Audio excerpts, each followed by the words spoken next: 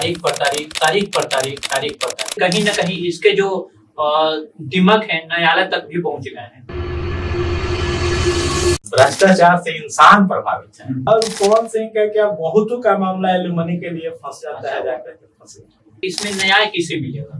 पवन सिंह या जो पुरानी कहावत है कि कानून के हाथ लंबे होते हैं, तो क्या कानून के हाथ इतने लंबे होते हैं कि अपराधियों को सजा और लोगों को न्याय मिलता है? आए दिन अमूमन ईमेल से धमकी दी जाती है कि कोर्ट परिसर को उड़ा दिया जाएगा। इंदिरा गांधी जो थी उन्होंने 3 जस्टिस को सुपरसीड करा करके एक जूनियर जस्टिस एन राय को सीजेआई ऑफ इंडिया बनाया था। क्या एक प्रधानमंत्री पद पर आसीन व्यक्ति को क्या जेल जाना पड़ता? नमस्कार, आप देख रहे हैं news look and our popular show not your average life.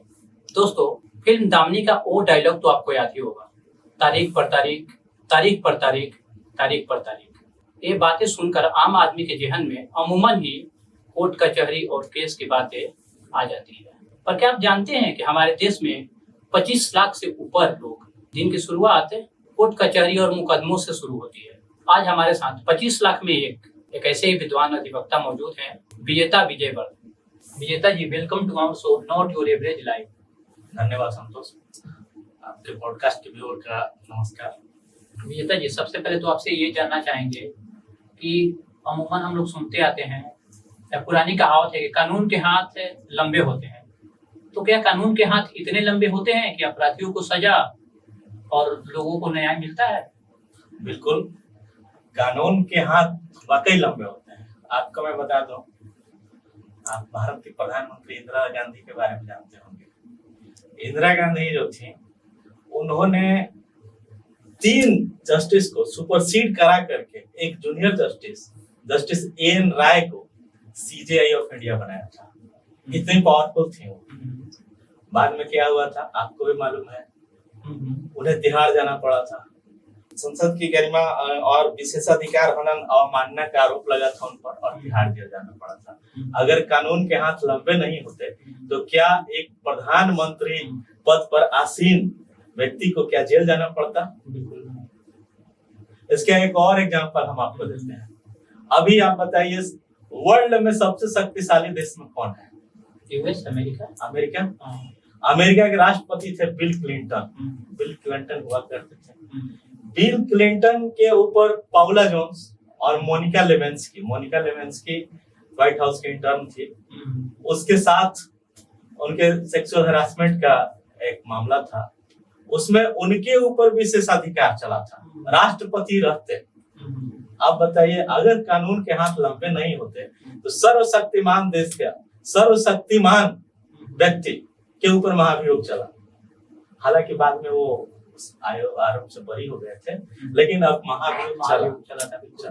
अब जैसे यूएस की बात किए तो दूसरी तरफ अगर देख लिया जाए तो हमारे पड़ोसी मुल्क पाकिस्तान, जिसमें पूर्व प्रधानमंत्री इमरान खान को कई वर्षों से सलाखों के पीछे रखा गया है। यहाँ तक कि अब अमूमन अभी सुनने में आया है कि उनकी आंख का इलाज भी नहीं कराया जा रहा है। तो इसे आप क्या कहेंगे, ये कौन सा कानून है, किस कानून के तहत? देखिए, कानून इंसानों के द्वारा बनाया गया है, इंसानों के लिए बनाया गया है, और कानून का इम्प्लीमेंट भी इंसानों के द्वारा ही होता है। किसी भी न्यायालय में जो न्यायाधीश बैठे होते हैं वो भी इंसान होते हैं। अब उनका विवेक किस तरफ झुक जाए, कौन से लॉ से वो प्रभावित हो जाए, ये कहना बड़ा मुश्किल है।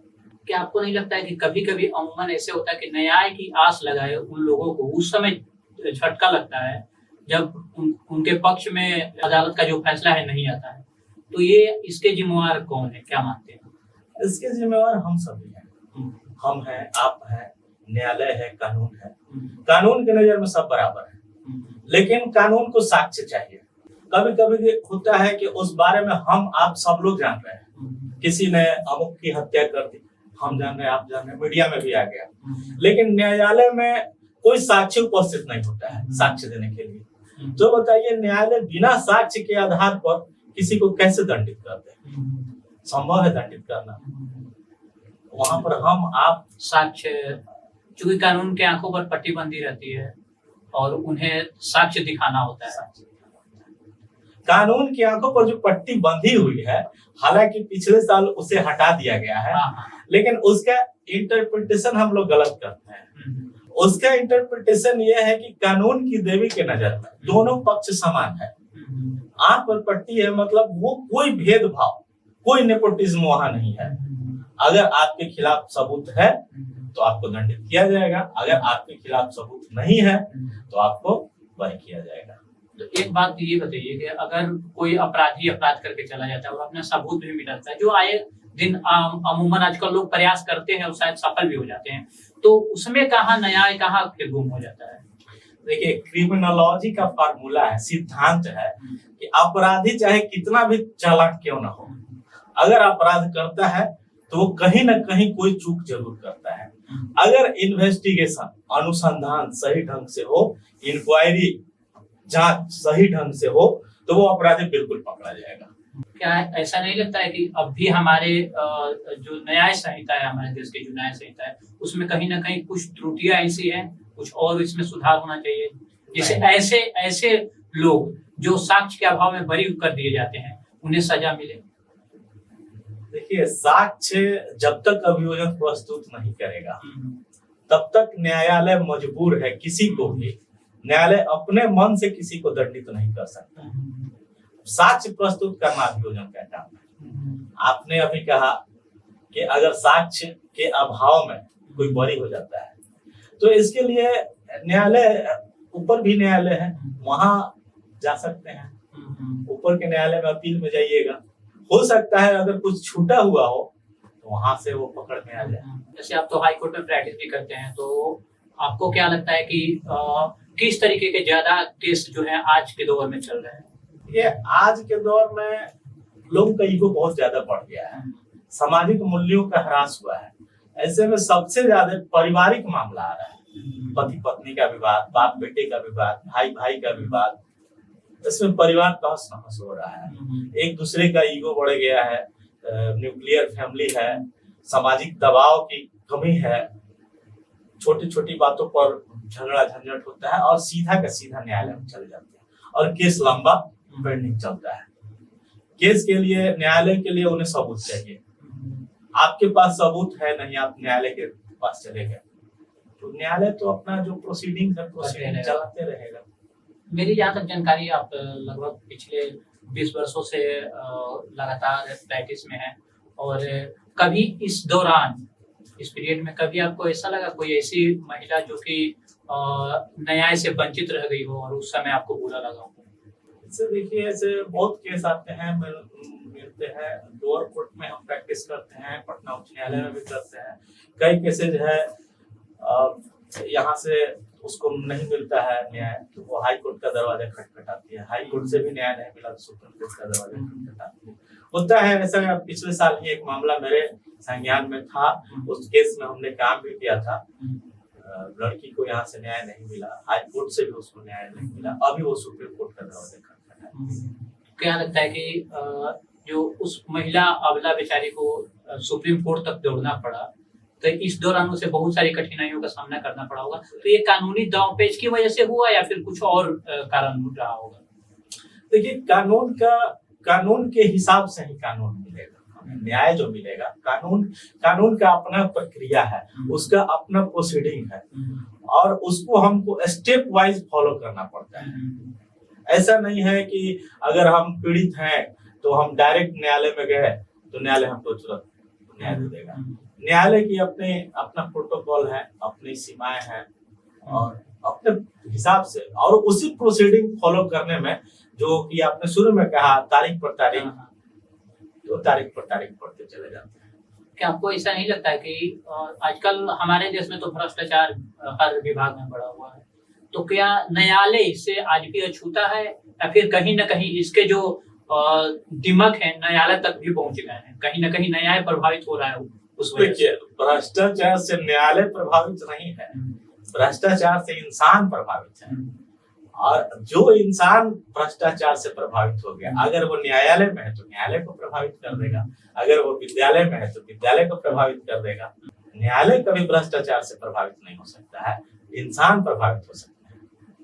कोई ऐसा मुकदमा आपके लाइफ में जो आपको लगा हो कि इस महिला को कानूनी दावपेच की वजह से न्याय नहीं मिला, जिससे आपको आत्मग्लानि हुई हो आपके लाइफ में, ऐसा कुछ? ऐसा तो अभी तक नहीं मिला है। जो भी हमारे पास जो केस आता है, हम अपने प्रयास से उसे पूरा का पूरा न्याय दिलवाने की कोशिश करते हैं। हमारे देश में कोर्ट चाहे कहीं का भी हो, न्याय का मंदिर माना जाता है, तो क्या आपको ऐसा नहीं लगता कि कहीं ना कहीं कोर्ट परिसर में भी अन्याय होता है? कोर्ट परिसर में कैसा अन्याय? बहुत जगह देखा गया है, जैसे आप हमारे सिविल कोर्ट में ही देख लीजिए, चाहे आए दिन अमूमन ईमेल से धमकी दी जाती है कि कोर्ट परिसर को उड़ा दिया जाएगा। इसे आप किस तरीके से देखते हैं? अभी बिहार के कई न्यायालयों को धमकी मिला है, मधुबनी को मिला है, पटना सिविल कोर्ट को मिला है, गया को मिला है। ये आतंकी घटना है, आतंकी है, उसका जांच चल रहा है, पकड़े जाएंगे। इसमें न्यायालय में न्याय की बात तो हमें नहीं लगती। आपने वकालत को ही अपना पेशा क्यों चुना, इसके पीछे क्या कारण है? वकालत ही ऐसा पेशा है जिससे किसी को भी न्याय दिलाया जा सकता है। जब किसी को न्याय की आवश्यकता होती है तो न्यायालय में जाता है, और न्यायालय में जब भी जाएगा तो किसी वकील के माध्यम से ही जाएगा। फैसला सुनाने वाले न्यायाधीश महोदय को भी जब न्याय की आवश्यकता होती है तो उन्हें भी एक वकील की आवश्यकता होती है। इसलिए मुझे लगा कि अगर समाज में जो न्याय के जिन्हें आवश्यकता है उसे अगर न्याय दिलवाना है तो ये पेशा सर्वोत्तम रहेगा। और एक बात और बता देते हैं आपको, हम थोड़े आलसी प्रकृति के हैं। हमने सोचा कि इसमें कोई दबाव नहीं है, लोगों को जब न्याय दिलवाना होगा, जब कोर्ट में जाना होगा, मैं जाऊंगा। किसी के ऊपर मेरी बिल्कुल, और किसी तरीके का मैंने एक सेवा भावना अलग न्याय के प्रति समर्पण मुझे इस पेशे में खींच के दिया। बिल्कुल, क्योंकि हर लोग कहीं न कहीं किसी न किसी तरह से पीड़ित होते हैं और उन्हें न्याय की आवश्यकता होती है। कोई ऐसा मुकदमा आज तक की लाइफ में जिससे न्याय आने के बाद भी, फैसला मिलने के बाद भी आपको खुशी नहीं हुई? एक मुकदमा था, उसमें हमारा क्लाइंट जो था वो सीमावर्ती क्षेत्र में एक ह्यूज क्वांटिटी में गांजा के साथ पकड़ा गया था। मैंने उसे बोल दिया कि तुम्हारा बेल नहीं होगा, लेकिन उसका हाई कोर्ट से बेल हमने करवा दिया। बेल हो गया, लेकिन बाद में मुझे पता चला कि वो वाकई ये स्मगलिंग का काम करता है, तो मुझे अंदर से खुशी नहीं हुई थी, हालांकि मैं मुकदमा जीत गया था। तो मैं फिर से वही बात दोहराना चाहूंगा, तो आपको नहीं लगता कि कानून के लंबे हाथ कहीं ना कहीं इंसाफ दिलाने में कम पड़ जाते हैं, उन्हें और ज्यादा लंबा होना चाहिए था? देखिए, न्यायालय को सबूत चाहिए, गवाह चाहिए। अगर सबूत गवाह नहीं दे पाएंगे तो न्यायालय विवश हो जाता है। न्यायालय की आंखों पर आपने कहा कि पट्टी बंधी है, तो न्यायालय कैसे निर्णय लेगा? उसके लिए सबूत चाहिए, गवाह चाहिए। जैसा कि आपने कहा प्रारंभ में कि आजकल तलाक के मामले, पारिवारिक विवाद बहुत ज्यादा बढ़ गए हैं। तो अभी हाल फिलहाल में बहुत हाई प्रोफाइल सेलिब्रिटी का केस आपके ही न्यायालय में चल रहा है। तो उसमें जिसमें एलिमनी की बात भी हुई है, 10 करोड़ रुपए मांगे जा रहे हैं, तो इसे आप किस नजरिए से देखते हैं? देखिए, पारिवारिक विवाद जितने भी आ रहे हैं उसमें यही हो रहा है, पत्नी अपने पति से एलिमनी का मांग कर रही है। अभी एक मामले में न्यायालय ने उसमें कमेंट करते हुए कहा, लड़की ने बहुत ज्यादा एलिमनी की मांग की थी। न्यायाधीश ने कहा कि आपको इतना अगर चाहिए, नहीं पूछा कि इतना क्यों चाहिए, तो उसके वकील ने कहा इनका लाइफ स्टाइल काफी हाई है, ये ब्रांडेड कपड़े पहनती है, महंगे रेस्टोरेंट में जाती हैं, कार से चलती हैं। तो न्यायालय ने उस पर कमेंट किया कि जब आपको इतना चाहिए तो आप खुद ही क्यों नहीं कुछ करती हैं। तो यह मेंटलिटी है। आपने सही कहा, आरा में भोजपुरी स्टार है पवन सिंह और उनकी पत्नी है ज्योति सिंह, उनका विवाद लगभग 2-3 सालों से पेंडिंग है और बात एलिमनी के ये ही जाकर के अटक जा रही है। कोर्ट के द्वारा दोनों का मेडिएशन कराया जा रहा है, मेडिएशन की राशि में जाकर फंस जा रहे हैं। हालांकि उस केस में हम काम नहीं कर रहे हैं, लेकिन चूंकि मैं आरा में हूँ और जब वे लोग फैमिली कोर्ट में आए उस समय मैं अपने केस की पैरवी के लिए उपस्थित रहा, इसलिए इतनी जानकारी है।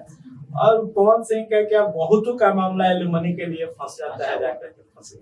एज ए एडवोकेट आपको क्या लगता है कि इसमें न्याय किसे मिलेगा, पवन सिंह या ज्योति सिंह को? देखिए, क्योंकि आप उस केस को काफी करीब से, चूंकि उसमें आप न्यायालय में। देखिए ये केस पवन सिंह ने किया है डाइवोर्स का, और पवन सिंह एलिमनी देने के लिए तैयार है और ज्योति सिंह भी रेडी है, लेकिन रकम जो एलिमनी की राशि है वहां जाकर के विवाद हाई होने के वजह से। हाँ, हाई होने की वजह से इलेक्शन के समय में फिर इन लोगों ने कोर्ट आना भी बंद कर दिया था। अभी पिछले डेट पर दोनों लोग आए थे, ज्योति सिंह आई थी, अब पवन सिंह का विजुअल ऑनलाइन उनको पेश किया गया। तो देखिए उसमें बन जाएगी बात, थोड़ा पवन सिंह और बढ़ना होगा, ज्योति सिंह को घटना होगा, या अगर उन दोनों की मर्जी हो जाए तो हो जाएगी। अक्सर कहा जाता है कि घरेलू हिंसा और दहेज के झूठे मुकदमे ही न्यायालय में ज्यादा होते हैं, तो आपको क्या लगता है ये वकील, ये सही है? झूठे मुकदमे होते हैं और ये मैं नहीं करता हूँ। एक अवकाश प्राप्त न्यायाधीश है, नाम मैं नहीं बताऊंगा, उन्होंने जुडिशियल सेमिनार में ये बात कही थी कि जो मामले न्यायालय में लंबित हैं उसमें 90% मामले झूठे हैं, और इन्होंने बोला कि 90% असली मामले ऑफ द कोर्ट सुलझा लिए जाते हैं, और जो मामले मुकदमे लंबित है न्यायालय में उसमें 90% फेक है। ये हम नहीं करते हैं। एक न्यायाधीश महोदय, उच्चतम न्यायालय के न्यायाधीश महोदय ने ये जुडिशियल सेमिनार में ये बात कहा था। तो ये पारिवारिकवाद में ही नहीं है, किसी भी मामले में कुछ झूठे मुकदमे होते हैं, बाद में वो साक्ष्य के अभाव में खत्म हो जाते हैं। क्या सच में महिलाओं के पक्ष में हमारा जो कानून है, भारतीय कानून संहिता, सच में महिलाओं के पक्ष में मजबूत है या पुरुषों के लिए भी उतना ही बराबर है? देखिए हमारा कानून सबके लिए बराबर है, लेकिन महिलाओं की स्थिति कमजोर थी। ये हम लोगों का पुरुष सत्तात्मक समाज था। पुरुष सत्तात्मक समाज होने के कारण महिलाओं की स्थिति आर्थिक रूप से, वो महिलाएं मर्दों पर, पुरुषों पर आश्रित थी। इसलिए जो भी कानून बनाया गया, कानून का उद्देश्य होता है इक्विटी लाना, समानता लाना। अगर कोई पीड़ित है तो उसे न्याय मिले, और किसी ने अगर अन्याय किया है तो उसे दंड मिले। महिलाओं की स्थिति चूंकि पहले कमजोर थी और अभी भी कमजोर है। कुछ प्रतिशत महिलाएं भले ही आत्मनिर्भर हो गई हैं, लेकिन आप जानते हैं 70% हम लोग गांव में बसते हैं। गांव की महिलाओं में अभी भी साक्षरता का प्रतिशत बहुत कम है, आत्मनिर्भरता कम है। ऐसे में कानून कहता है कि अगर उनके साथ कोई अन्याय हुआ है तो उसके जिम्मेवार होंगे।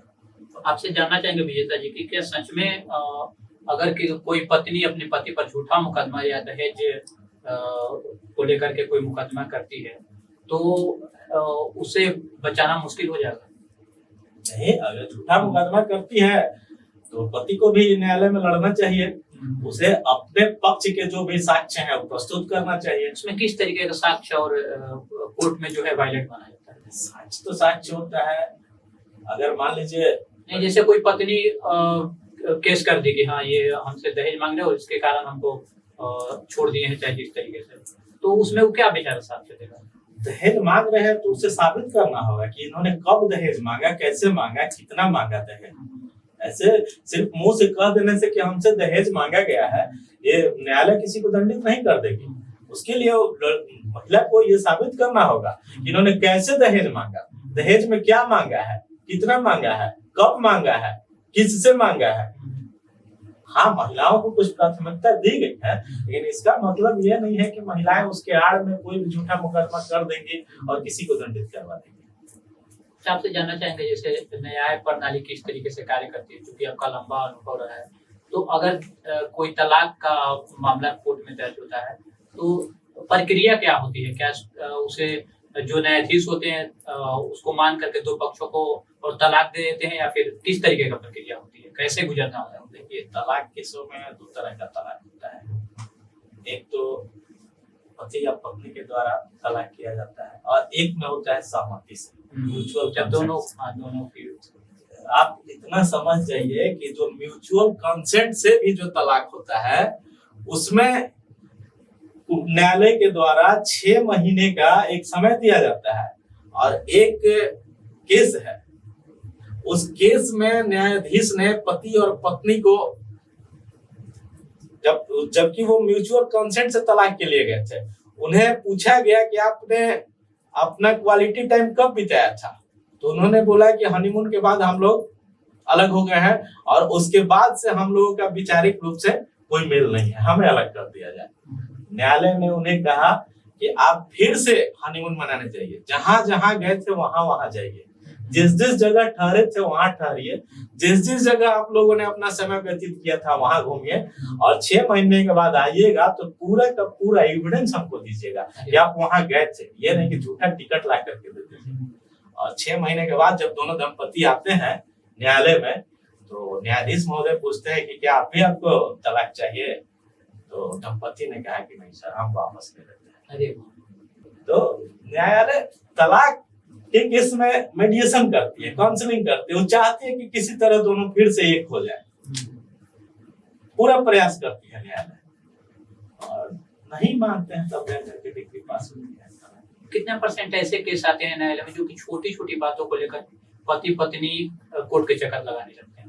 ज्यादातर मामले कहे तो 90% से ज्यादा मामले ऐसे छोटी छोटी मुद्दों को लेकर के ही बड़ा बड़ा केस हो जाता है और बातों पर कटुता बढ़ते जाती है, बातों ही बातों में, और मामला बहुत गंभीर हो जाता है। इसके पीछे आप ये एडवोकेट किसे जिम्मेवार मानते हैं? क्यों लोगों में अवेयरनेस की कमी है या रिश्तों में कहीं ना कहीं जो खटास आती है, इसके पीछे क्या कौन? देखिए माइंडसेट हम लोगों का माइंडसेट अभी हिपोक्रेट हो गया है।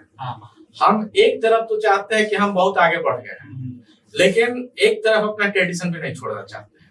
हमारा समाज जो था पुरुष सत्तात्मक समाज था, अभी जो है पुरुष, हर घर के पुरुष चाहते हैं कि महिला पढ़ भी ले, नौकरी भी करे और फिर पुराने जमाने में दादी नानी जो करती थी वो भी करे। और महिलाओं में होता है, वो समझती हैं कि अब तो हम तो कदम में कदम मिला रहे हैं, हम क्यों करें ऐसा। पहला कारण ये हो गया। दूसरा कारण ईगो, झूठा सांस, झूठा दिखावा। तीसरा कारण हो जाता है मिसअंडरस्टैंडिंग। हाँ। अगर मान लीजिए पति पत्नी दोनों कामकाजी हैं, पत्नी का मोबाइल बजा तो पति को शक हो गया, किसका फोन आ गया अभी। ऐसे बहुत सारे मामले हैं, झूठे शक के बुनियाद पर केस लड़ रहे हैं और दोनों को पता है कि हम दोनों गलत हैं, लेकिन फिर भी ईगो में लड़े जा रहे हैं और लास्ट में थक हार कर वही कहते हैं कि न्यायालय की प्रक्रिया काफी बोरिंग है, दुष्कर है, दुरूह है और यहाँ से स्वतः वो फिर मैनेज करके फिर न्यायालय से लड़ जाते हैं। मैंने कई केसों में देखा है 30 साल से लोग मुकदमा लड़ रहे हैं। जैसे कई बार हम लोग अखबार में या मीडिया में भी हम लोग चलाते हैं कि शादी के 2 महीने बाद ही 3 महीने बाद ही तलाक पर मामला पहुंच जाता है, कोर्ट में मामला आ जाता है। तो इसके पीछे क्या मेंटालिटी होती होगी, किस तरीके का लोग क्या सोचते होंगे कि जो ऐसे करते हैं? तो बताया तो कि मानसिक माइंडसेट है। अब के लोगों में है कि वो सोचते हैं कि अब जो हमारे मन में है हमारे मन का हो जाना चाहिए। मुझे नहीं पसंद है तो मैं नहीं रहूंगा या मैं नहीं रहूंगी, मुझे अलग रहना है। परिवार न्यूक्लियर हो गया है, कोई सामाजिक दबाव नहीं है। पहले अगर बच्चों की शादी होती थी तो उनके गार्जियन कहते थे, बेटी को समझाते थे, बेटी अब तुम्हारी यहाँ से डोली गई है, उस घर से अर्थी आएगी। इसी तरह से लड़कों को भी समझाया जाता था कि अब तुम्हारी जो भी है ये अर्धांगिनी है। और शादी होती थी तो हिंदू मैरिज में है कि जब तक सप्तपदी न हो जाए, न्यूट्रल फायर के पवित्र अग्नि के 7 फेरे न ले लिए जाए, तब तक वो शादी संपूर्ण नहीं मानी जाती है। अभी भी न्यायालय भी ये कहता है। और उस 7 फेरों के लिए 7 वचन थे, उन वचन को उनको वचन दिलाया जाता था। लेकिन आज के भागम भाग के दौर में हम लोग उसे मानते हम एडवांस होते जा रहे हैं और पीछे की चीजों को भूलते जा रहे हैं। आपको बताए तो ये हमारी हिपोक्रेसी हमें यहाँ तक ले आई है। जैसे आपने हिंदू की बात करा, तो हमारे ही देश में दो तरीके के कानून चलते हैं। जैसे अभी हमने पिछले दिनों एक हमें काफी अच्छी मूवी लगी थी हक, इसमें दिखाया गया था कि एक मुस्लिम महिला के साथ किस तरीके से तलाक के लिए उसे न्यायालय से मुस्लिम लॉ कोर्ट के चक्कर लगाना पड़ा था। तो ये जो दो तरीके की चीजें हैं, एज एडवोकेट आपको क्या लगता है, ये सही है या फिर इसमें अभी सरकार को बदलाव करने की जरूरत है? आपको बताते हैं, पर्सनल लॉ में ये आता है, इंडिया में 3 पर्सनल लॉ चलते हैं, हिंदू लॉ, मोहम्मदन लॉ और क्रिश्चियन लॉ। मुस्लिम लोगों का कहना है कि हम अपने लॉ से शासित हैं, हिंदू लोगों का कहना है कि अपने लॉ से शासित होंगे। सरकार इस पर कॉमन बिल लाने की सोच रही है, समान संहिता अगर आ जाए तो फिर सभी एक तरह से शासित होंगे। जब तक नहीं आती है वे अपने अपने धर्म के नियमों के हिसाब से ही शासित होंगे। क्या लगता है, आपको भी लगता है कि ये समान कानून संहिता जो है हमारे देश में भी लागू होनी चाहिए? इससे लेकर के काफी उथल पुथल में नहीं होनी चाहिए। देखिए, हर धर्म का अपना रहन सहन था, अपने कानून थे, लेकिन अब जब हम आगे बढ़ रहे हैं, सब लोग पढ़ लिख रहे हैं, तो सब लोगों को एक कानून मानना चाहिए। एक कानून मानने से सब लोगों के हित में होगा। अगर किसी महिला को वाकई वास्तव में किसी तरीके का घरेलू हिंसा का सामना करना पड़ रहा हो, तो उसे पहला कानूनी कदम क्या उठाना चाहिए? उसे एक अच्छे अधिवक्ता के पास जाना चाहिए और अधिवक्ता अपने बताएंगे आपका क्या करना चाहिए। अपना नंबर दे नहीं, किसी भी अच्छे अधिवक्ता के पास जाना चाहिए और उसको उसके हिसाब से उनकी क्या समस्या है, कैसी समस्या है और कहां से उनको न्याय मिलेगा, ये उन्हें एक अच्छा अधिवक्ता बना सकता है। क्या कोर्ट में हमेशा जब भी तलाक या एलिमनी की बात आती है तो पति ही पत्नी को एलिमनी दे, या फिर ऐसा भी प्रावधान है कि पत्नी भी पति को एलिमनी दे सकती है अगर वो कमाऊ हो तो? बहुत बहुत अच्छा क्वेश्चन है आपका। अभी तक यही देखा गया है कि पत्नी को ही एलिमनी मिलता है और पति को देना पड़ता है, लेकिन ऐसा कोई प्रावधान नहीं है कि पति ही देगा। अगर पति बेरोजगार है या काम काज करने में अक्षम है या कोई बहुत बड़ा रोग से ग्रस्त है, कोई काम कर नहीं सकता है और उसकी पत्नी कामकाजी हो या पैसे वाली हो, तो पत्नी भी एलिमनी दे सकती है, ऐसा है कानून में। लेकिन हाँ, ये नहीं कि सिर्फ बेरोजगारी के आधार पर कोई पति नहीं मांग सकता है। उसे ये साबित करना होगा कि वो काम करना चाहता तो है पर कर नहीं सकता है। आज की युवा पीढ़ी जो है, जो खासकर लव मैरिज में ज्यादा यकीन रखते हैं, ऐसे युवा पीढ़ी को क्या संदेश देना चाहेंगे ताकि उनका रिश्ता 7 जन्मों वाला हो?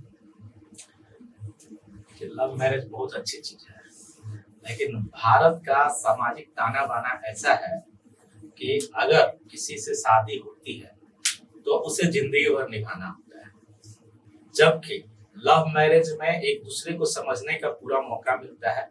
समझ बूझ कर अगर शादी करते हैं तो उनकी शादी ज्यादा स्थिर हो सकती है। लेकिन वो लोग जो लव मैरिज करते हैं उनके ऊपर कोई सामाजिक दबाव नहीं होता है, कोई ये समझाने वाला नहीं होता है, क्योंकि वो दोनों परिवार की रजामंदी तो लेते नहीं है।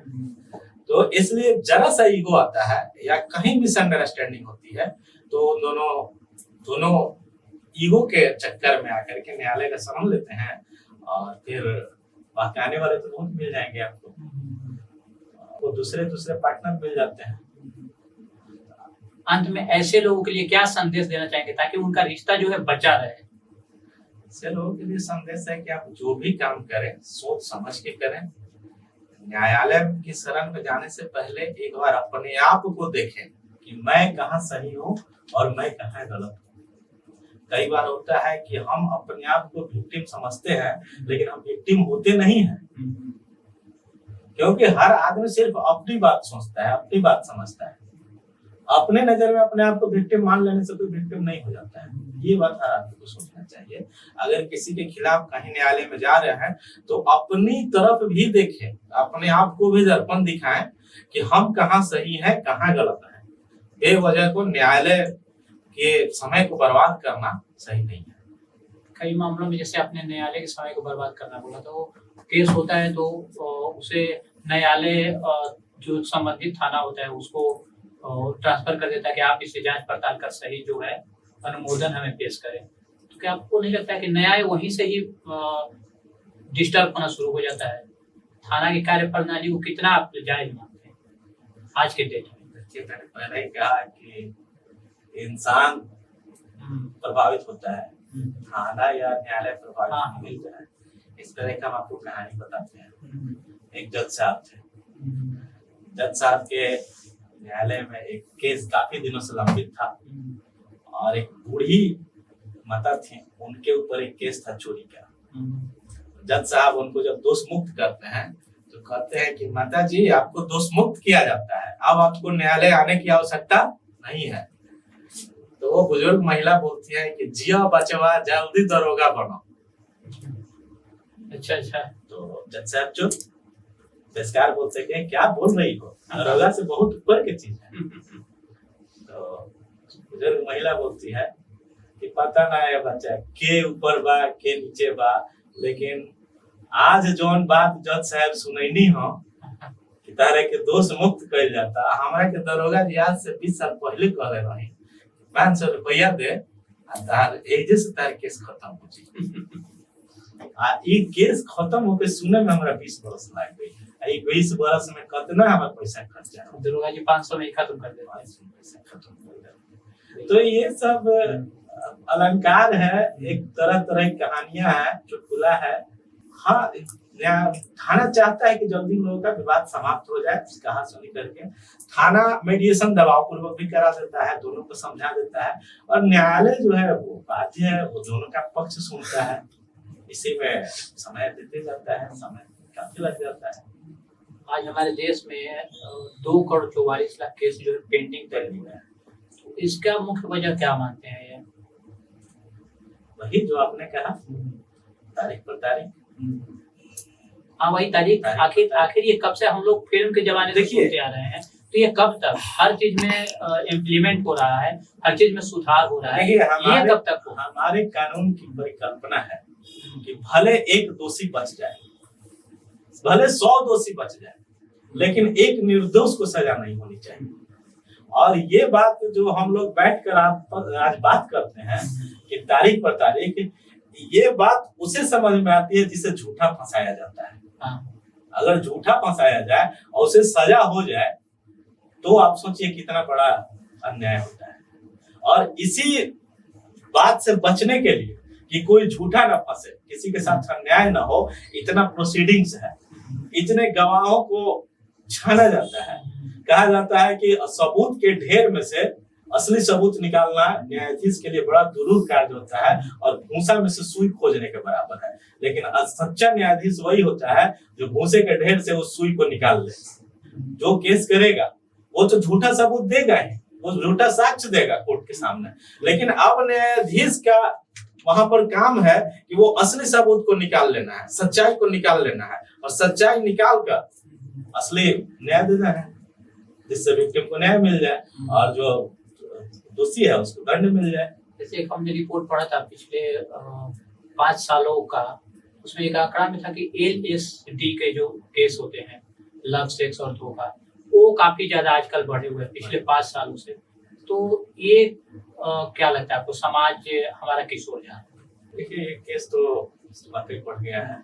इसमें अभी सुप्रीम कोर्ट का बहुत सारा डिसीजन दिया है। इसमें सबसे बड़ी दिक्कत है इसमें कि जो कम उम्र के जो बच्चे बच्चियां हैं, पिछले स्कूल गोइंग, कॉलेज गोइंग जो बच्चे हैं, आपस में दोस्ती होती है, दोस्ती के बाद प्रेम होता है, और कोई कारण बस फिर ईगो आ गया, झूठा केस भी हो जाता है, कहीं कहीं सच्चा केस भी होता है, कहीं झूठा केस भी हो जाता है। और ये अगर लड़कियां अगर नाबालिग हुए तो यह मामला पक्ष पिछले दिनों एक जजमेंट आपने पढ़ा होगा, इलाहाबाद बताने वाला हूं मैं कि उसमें कहा कि इसमें कुछ सुधार की आवश्यकता है, और एक उसमें मजाक में कोर्ट ने कहा कि इसमें एक लड़कों लड़कियों के लिए एक क्लाउज होना चाहिए, लैला मजनू क्लाउज, ताकि तो अगर वाकई अगर प्रेम से हुआ है, वाकई अगर दोस्ती है और प्रेम हुआ है, बाद में विवाद हुआ है, तो चूंकि उसमें पॉक्सो में बहुत बड़ा सजा है और अग्रिम जमानत की भी व्यवस्था नहीं है। क्या लग रहा है कोर्ट के इस तरीके से जो फैसले हैं ऐसे केसों पर, तो इस पे विराम लगेगा कुछ हद तक? बिल्कुल लगेगा। कोर्ट तो अपना प्रयास कर रही है।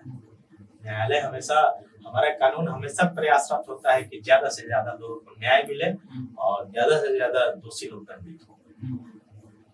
विजेता जी, आप हमारे स्टूडियो में आए और अपना कीमती समय दिया, खासकर कानून के हर एक पहलू पर खुल करके आपने अपना ओपिनियन रखा, इसके लिए बहुत बहुत धन्यवाद। बहुत अच्छा लगा संतोष आपके स्टूडियो में आकर।